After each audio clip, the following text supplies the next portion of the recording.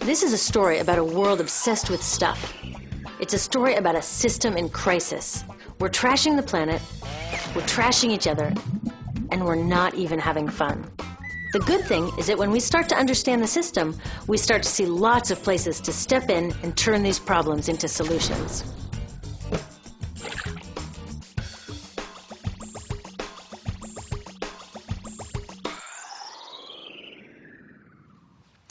One of the problems with trying to use less stuff is that sometimes we feel like we really need it. What if you live in a city like, say, Cleveland, and you want a glass of water? Are you going to take your chances and get it from the city tap?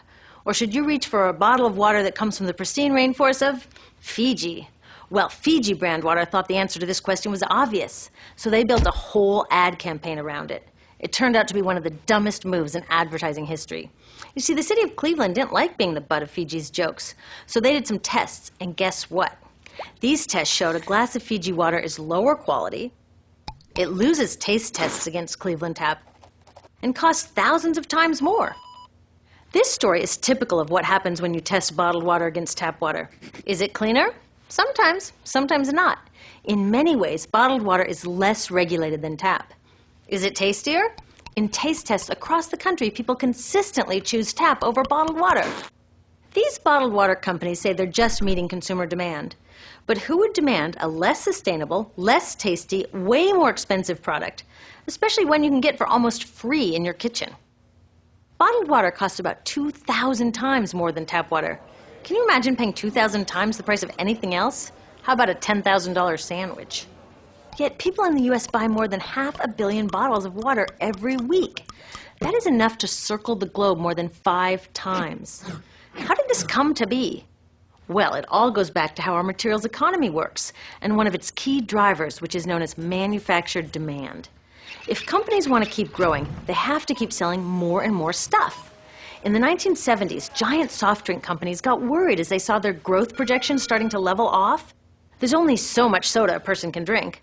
Plus, it wouldn't be long before people began realizing soda is not that healthy and turned back to, gasp, drinking tap water. Well, the companies found their next big idea in a silly designer product that most people laughed off as a passing yuppie fad. Water is free, people said back then. What will they sell us next? Air? So how do you get people to buy this fringe product? Simple. You manufacture demand. How do you do that? Well, imagine you're in charge of a bottled water company. Since people aren't lining up to trade their hard-earned money for your unnecessary product, you make them feel scared and insecure if they don't have it. And that's exactly what the bottled water industry did.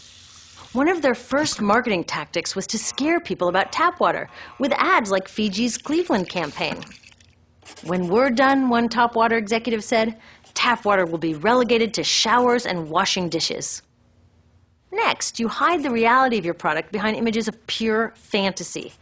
Have you ever noticed how bottled water tries to seduce us with pictures of mountain streams and pristine nature? But guess where 1/3 of all bottled water in the US actually comes from? The tap. Pepsi's Aquafina and Coke's Dasani are 2 of the many brands that are really filtered tap water. But the pristine nature lie goes much deeper. In a recent full-page ad, Nestle said, bottled water is the most environmentally responsible consumer product in the world. What? They are trashing the environment all along the product's life cycle. Exactly how is that environmentally responsible? The problems start here with extraction and production, where oil is used to make water bottles. Each year, making the plastic water bottles used in the US takes enough oil and energy to fuel 1 million cars. All that energy spent to make the bottle, even more to ship it around the planet, and then we drink it in about 2 minutes? That brings us to the big problem at the other end of the life cycle, disposal. What happens to all these bottles when we're done? 80% end up in landfills, where they will sit for thousands of years, or in incinerators, where they are burned, releasing toxic pollution. The rest gets collected for recycling.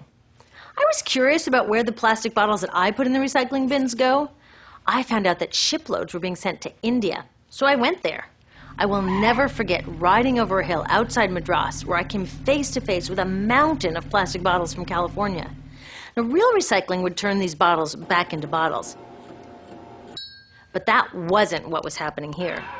Instead, these bottles were slated to be downcycled, which means turning them into lower quality products that would just be chucked later. The parts that couldn't be downcycled were thrown away there, shipped all the way to India just to be dumped in someone else's backyard. If bottled water companies want to use mountains on their labels, it would be more accurate to show one of these mountains of plastic waste. Scaring us, seducing us, and misleading us. These strategies are all core parts of manufacturing demand. Once they've manufactured all this demand, creating a new multi-billion-dollar market, they defend it by beating out the competition. But in this case, the competition is our basic human right to clean, safe drinking water. Pepsi's vice chairman publicly said, "The biggest enemy is tap water."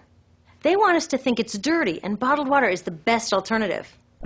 In many places, public water is polluted, thanks to polluting industries like the plastic bottle industry. And these bottled water guys are all too happy to offer their expensive solutions, which keep us hooked on their products. It is time we took back the tap. That starts with making a personal commitment to not buy or drink bottled water unless the water in your community is truly unhealthy. Yes, it takes a bit of foresight to grab a reusable bottle on the way out, but I think we can handle it. Then take the next step. Join a campaign that's working for real solutions, like demanding investment in clean tap water for all. In the U.S., tap water is underfunded by $24 billion, partly because people believe drinking water only comes from a bottle.